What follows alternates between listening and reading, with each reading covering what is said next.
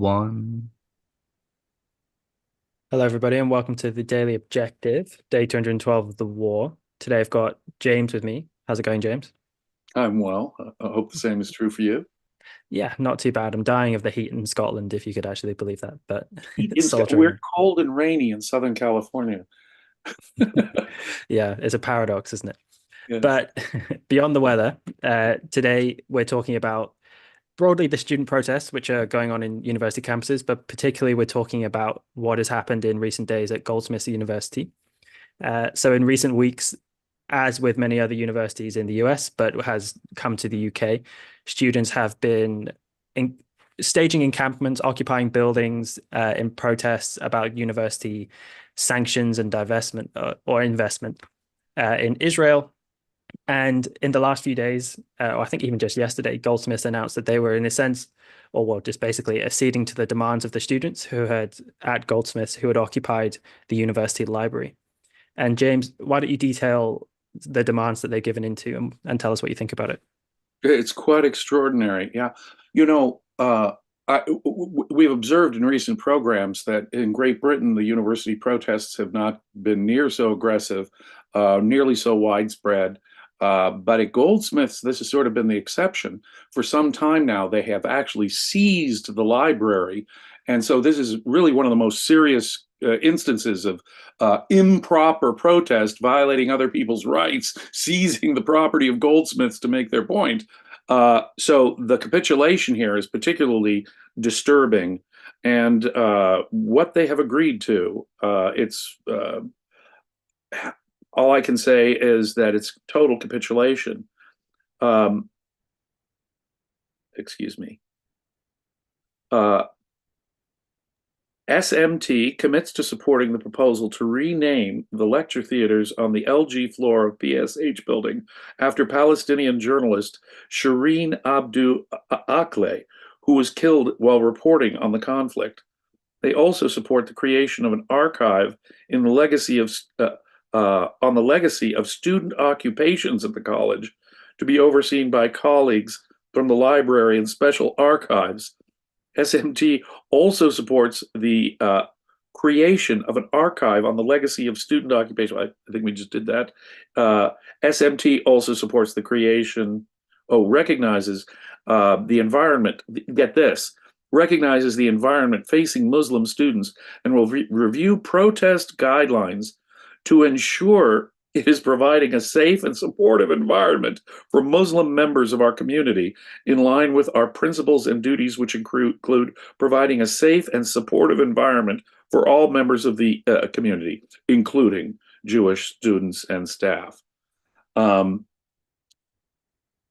so let's make them heroes. Let's make this Al Jazeera journalist who died covering the war a hero. Let's memorialize her. And in this context, what needs to be specially protected are Muslim students' rights to express themselves in this difficult context, as if that weren't getting enough play in the media, as if they weren't violating everyone's rights and seizing the library. It's a big payoff. It's a big plum for having done something that violates Goldsmiths' rights, property rights, and the rights of all students who wanted to access that library that day. So violating rights is a valid form of protest. It will get you rewards. It will get you negotiate. First of all, they should never have negotiated with them. Negotiating at all is a sanction that will only encourage it. But to actually give them these perks, we have to have special places where Palestinian and Muslim students feel comfortable. We have to enshrine this ability to protest in a way that violates actually the rights of other people and goes well beyond free speech. It is a total capitulation, which I can only imagine will encourage more. As I say, it looked like Britain was having a far smaller issue on this than the United States, but this is not going to help. This is actually going to make things worse. I'm now concerned for in fact, universities across the West, I think, may have a very rough summer because of the behavior of these administrators.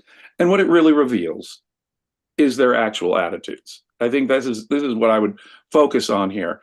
The administrators have to have been positively predisposed towards the protesters in the first place to have A, negotiated, as I say, and then B, capitulated to the degree that they have.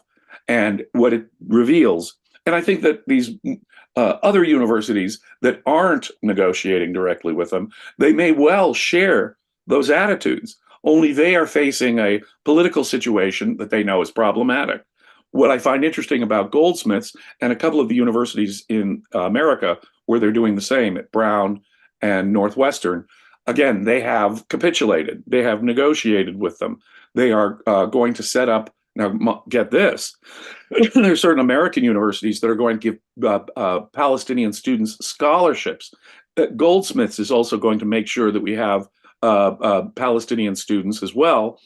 In the United States, we want to make sure at Northwestern the Palestinian students get a special scholarship so that they can attend, a nice private university in the West. It reveals really the attitudes of the administrators. The professors and college administrators are definitely sympathetic to Hamas. They definitely have no clear idea of what free speech consists of. And we can see the results. They're pro-Hamas. I mean, that's at the end of the day, they're anti-Israel, and there's no other way of looking at it. Yes, and I think you're right that this capitulation is coming off the back of sympathy. One of the other suggestions that came about in the reporting, which I don't think there's actually much evidence for, but which is, I think it's possible as a kind of hypothesis about why they did this, is that the Prime Minister, Rishi Sunak, kind of summoned the heads of a lot of the prominent universities in the UK for a meeting where he stressed the importance of securing the safety of Jewish students. And Goldsmiths is a prominent university. It's not, Oxford or Cambridge or one of the other top ones, but it's a notable one that lots of people have heard of and know of, and it's considered reputable if you were to attend Goldsmiths. So they were there. And the suggestion was that the reason why they've capitulated is basically to make the encampments go away and the occupation go away as a way of securing the safety of Jewish students. Now, if we entertain that that's why, you could say that that's well-intentioned, maybe, but it's a complete failure to understand what the safety of Jewish students the requirements of that are, because by capitulating, it emboldens these students in the future. And I think the universities broadly do a lot to embolden the students. This is hardly the first time that students ever go around occupying university buildings, and almost unilaterally, the universities kind of retroactively sanction them doing it. Say, yeah, that's okay, university security, don't turf them out, don't call in the police, any of that stuff. So there's a lot of emboldening that's been going on. But if you look at the reactions to this from the pro-Palestinian side on Twitter or on the internet more broadly, it's one of celebration. The message that's come from the university is in effect, look, if we do this, we can succeed, we can achieve our goals. So it emboldens them in the future to do this more. So at best, if this were a well-intentioned effort to secure the safety of Jewish students, it will work for, let's say, maybe a few days and a number of weeks. And the fact that they're going to erect a memorial to it in the university library, I mean, is just despicable. And it follows the broad attitude around the war that we've seen, which is one of appeasement. Let's just appease the people who are doing something wrong, and then they'll go away, as if that has ever been a serious way to handle wrongdoers in any context. Yes. Student protesting is not actually been very effective. These universities want to enshrine the glories of student protests and demonstrations and sit-ins and rights violations. In the glory days of the 1960s, when the student protesters were fighting the Vietnam War, et cetera, it was actually quite counterproductive. They got although Richard Nixon, the president, said he wanted out of Vietnam, it was not the preferred candidate for those demonstrators. He won the election in 68, and then he won a landslide in 72 because these protesters were violent, and the American middle class was rejecting the violence and the chaos on university campuses in part. It was counterproductive to the left's own goals. What got rid of the draft, for example, were members inside the Nixon administration. By the way, an Ayn Rand student named Martin Anderson was critical in that. It wasn't the protesters who got rid of the draft. It wasn't. In fact, if anything, the protesters were counterproductive to their political ends back in those glory days of the 1960s. And now let's fast forward to today. You've got the Ayatollah, the religious and political leader of the Islamic Republic of Iran, cheering officially on his ex tweets in public statements what's going on with these college protesters. He is happy, he is cheering, he's congratulating them. You win, we win. Wow, this is the achievement. Similar with Hamas. They have officially endorsed these college protests. There's no question these college protests are being cheered on by, sanctioned by, and there's no question that these protesters know perfectly well that they're helping out Hamas and Iran. Now, to the extent to which they buy the facts, I think depends upon the level of evasion of these college students, professors, and administrators. But it is pro Hamas, it is pro Iran. There's no other way of looking at this. College protests, though, should be punished if they violate other people's rights. And without that clarity, while we're worshiping the violation of other people's rights as a means of expressing yourself, we are in fact violating people's rights. And yeah, okay, their near-term goal, you say, is benevolent in the sense of let's clear out the site of these tent encampments. Okay, let's clear out the site of these tent encampments while making sure what? Muslim students have what? A safe place to engage in their protests? Making sure that we enshrine their heroes as heroes, re-examining our investment policies as a university and a nation, promising to do that. No, that's a complete capitulation to evil, a failure to total failure to understand what free speech actually consists of, and a sanction for the worst kind of evil going on in the world today. I can only think that this will encourage more university protests, more protests in New York City and London of the kind that we've seen that have been so intimidating to not just Zionists, but just ordinary people trying to go about their business. For sure. No, I agree that I think this will embolden them. We just have a couple of super chats. So we have $1 from Bonnie. Thank you, Bonnie. $3 from Jonathan. Thank you, Jonathan. And then 10 Canadian dollars from Jeff Bannister. Thank you, Jeff. He says, "Happy birthday, Daniel. Great work in the background." Yes, it was Yes, Daniel's, but it it is was Daniel's birthday, and happy birthday, Daniel. He does so much for us here. He really is amazing and wonderful, and I just want to repeat that this is our Daniel's birthday, and he is a big part of what we do here at Ayn Rand Center UK. So happy birthday, Daniel Kraus, my favorite Slovakian.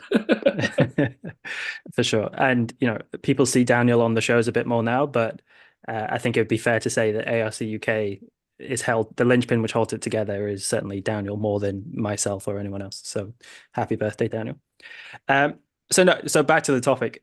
Yes. We were saying just before we went live, you were, I think, joking when you said that we were in Britain, we're far too civilized to put up with any of this stuff, and that's why the capitulation has happened. And the way that I think of it and the way that I kind of despair with my country is that actually we're just far too weak to put up with any of this kind of stuff. And I was saying that by comparison, this kind of capitulation makes the president of Colombia and whoever, who I don't think are brave at all, makes them look brave. It makes them look like they're principled people kind of standing up to this stuff, when I don't think that's an accurate description. And people need to, when we're talking about the universities being complicit in their sympathies to the students, I think it really needs to be kept in mind that the methods the students are using are taught about in humanities courses as legitimate means of protest and as something which is proper to do and should be celebrated. You would never get discussed sit-ins or direct action methods, all this kind of stuff in a negative light. They're things which are tremendously lauded. And I mean, I remember in a first year philosophy course, when we were discussing political philosophy, the context of the Black Panthers, the civil rights movement came up, and non-violent and violent protests came up. And the idea of violent protests was completely taught as a legitimate method of protest, something which, maybe you only do in certain circumstances, but it wasn't as if that was ruled out in any sense. And I remember kind of not even really objecting, but just saying, the Black Panthers were violent, right? Didn't what it's should we really be Killed praising them? people. They killed. Yeah, They set bombs, killed police officers, killed innocent civilians. yeah. And I remember literally being laughed at as if I was somehow kind of naive for having a kind of problem with that. So when we say, when we're talking about the university having a kind of sympathy to them, really it's a complete complicity, not only because of the ideas which are animating that they've taught them, but this is literally a method which is prescribed to the students as something which you can do and which there isn't any moral objection to at all, or at best, very weak, loosey-goosey rules about when you should engage in it and when you shouldn't. Well, And exactly. go on. The nonviolent protests of, say, Gandhi or Martin Luther King, uh, as opposed to, say, the Black Panther or the Malcolm X position, is actually more effective. If you're talking ideas and being peaceful, right? If you're not violating other people's rights and just simply saying, I'm not going to cooperate with a system, for example, truly nonviolent protests that don't violate other people's rights are going to be more effective. If you're what you're going to be, protest, then let's just take protests and set them aside. Protests are not near so effective as penetrating with the ideas. If the idea that the draft there's something morally wrong with the draft is not understood by the populace, then you're going to be forcing an idea on people that they don't understand in the first place. If you live in a world that has free speech, if you live in any kind of semi-democracy where people can discuss ideas, violence is counterproductive. Violence is, in fact, violating the process, the actual process by which ideas get exchanged. It is not a way of advancing society by staging sit-ins, by seizing libraries. That must be punished as the rights violation that it is. All those university presidents, the president of Columbia, or take the president of UCLA, those are two great examples of how they're sanctioning, because of their sympathies. It's plain to me when you look at, for example, her statements about 9/11 long before this, the president of Columbia, where her attitudes and perspectives were. But at UCLA, they declared it to be a trespass. They said it was against university policies. It's violating the laws. But hours pass before they call the police in to do anything about what they have already said was a criminal trespass on their property. They are sanctioned with those behaviors, with the waiting at Columbia until they'd actually seized Hamilton Hall. What they did was actually sanction all of these violent rights violating protests and encourage them. But if there could be anything worse, it is those universities like Goldsmiths and Northwestern, which are actually caving into demands and saying, oh, yes, we'll give Palestinian student scholarships. We'll make into heroes whatever Palestinian victim you say is a victim. We'll make sure that Muslim students have, now get the paradox there, a safe place for them to protest because they've, in many cases, violently violated the rights of other people. That's insane. That is just insane. We are headed down a fascist direction when we've got universities endorsing physical violence as a form of valid protest and free speech. And they all really are sanctioning it to some degree. The ones who are negotiating with them are actually giving them vast rewards, holding out a carrot, begging them, in effect, to do it again and again. Hmm. And then we have a couple more super chats. We have $5 from Robert. Thank you, Robert. He says, happy you day, Daniel. Celebrate your fine self. Also, when do we get a Daniel emoji? I think we're sometime in the next few months or so, we're going to get a new slew of emojis, I think. So you can keep an eye out for one then. And then we have $3 from Gail. Thank you, Gail. Now, James, I didn't prep you for this question, so sorry for dropping it on you in the midst of things, but it's just occurred to me now because a lot of the way that these protests are being defended is that this is not just as an expression of free speech, but it's as an exercise of the students' freedom of assembly. And I've never kind of compared to other rights given a huge amount of study to freedom of assembly, but when I was looking it up, something that struck me was what was given as examples of freedom of assembly were meeting to discuss ideas, forming trade unions, and then also in a lot of the examples were staging sit-ins. which struck me as a kind of a package deal. And I Yeah. thought maybe could we just discuss maybe a little bit about why this is an example of freedom of assembly for the students? Well, from the objectivist standpoint, rights form a single unity. There can't be rights that are ever in conflict. My rights can't really ever be in conflict with your rights if rights are being properly understood. So that is to say, my right to free speech or freedom of assembly can't trod on your rights. My freedom of assembly can't mean I can go to your office and hold a public meeting anytime I'd like. No, your office is your office. You have things you need to do there. I cannot just seize your office as a place for assembly. That would be violating your property rights and indeed your intellectual rights to control the ideas that are spoken in your on your private property in your private space. So all rights have to be consistent. That is to say, my freedom of speech does not include the right to come into your drawing room or your bedroom at night and start giving a speech to you. My freedom of speech does not give me the right to use a powerful megaphone and go along into residential windows and scream my message. No, it does not. Property rights are, in fact, an important way of understanding all civil rights.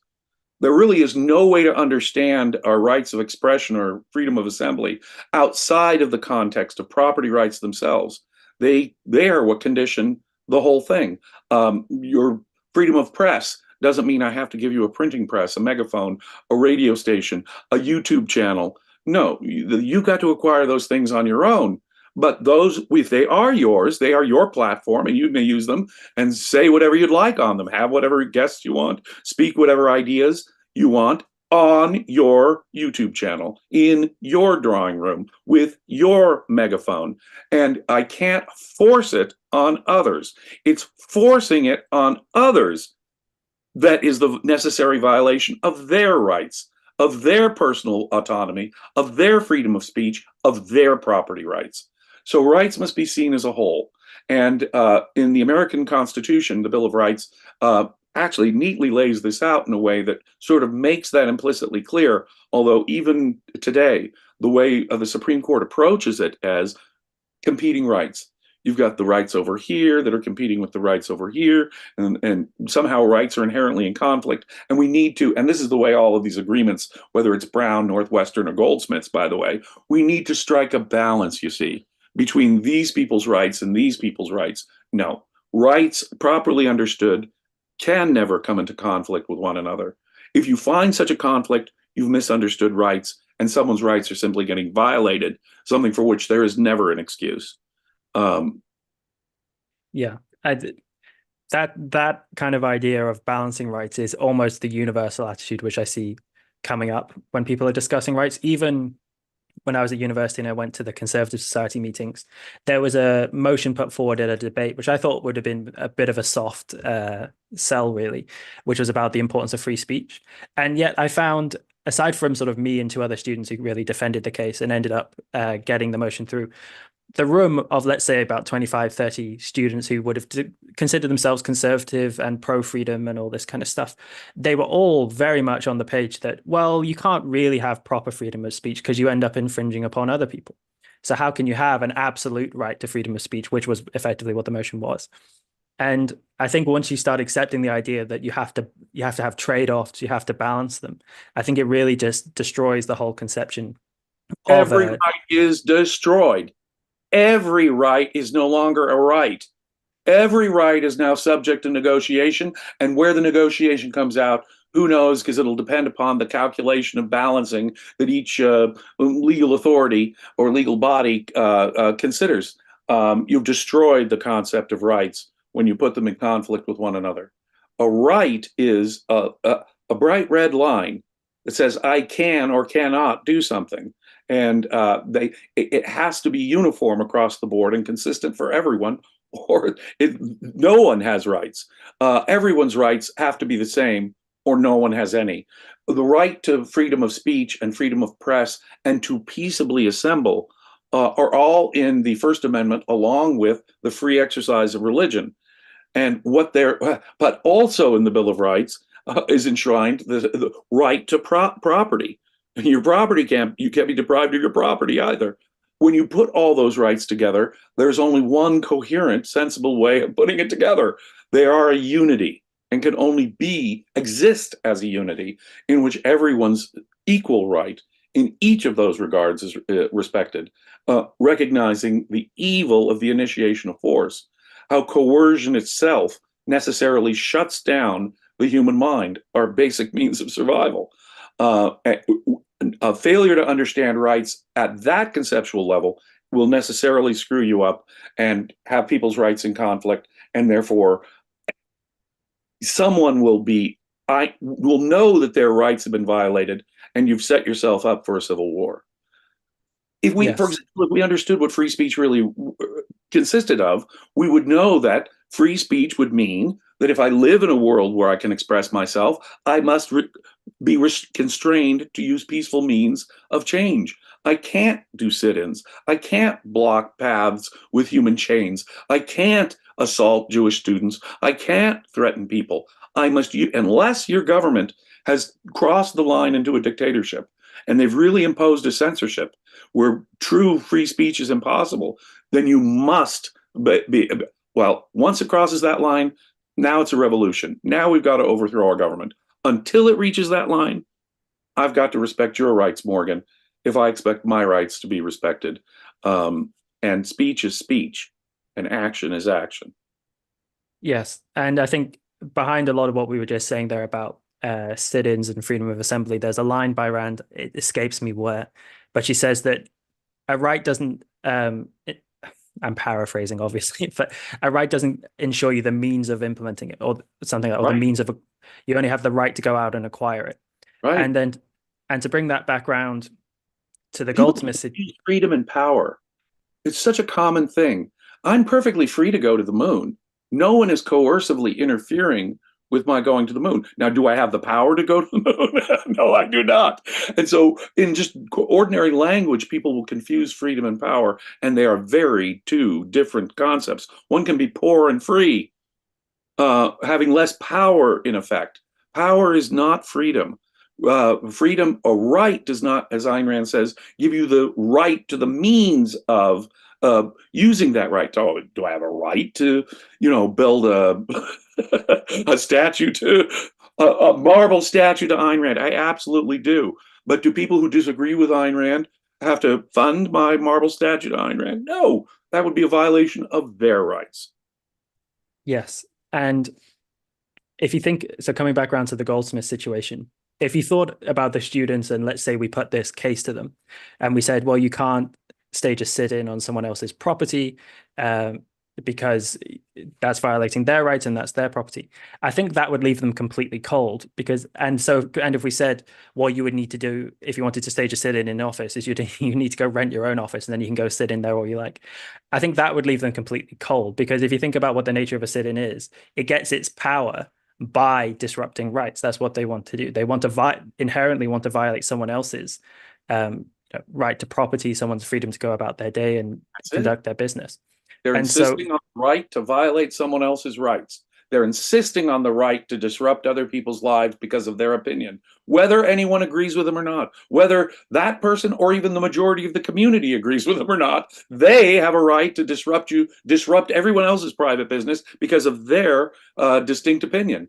It must be punished. It can't be rewarded. It must be sanctioned negatively, not sanctioned positively. Uh, uh, Otherwise, what you're saying is that see, it can't be reciprocal, can it? Could I say, well, no, I am a Zionist. I'm going to stage a sit-in at the local mosque. I'm mm, going to do a pro-Israel sit-in at the local mosque. That you would see violates your rights, right, Mr. Muslim?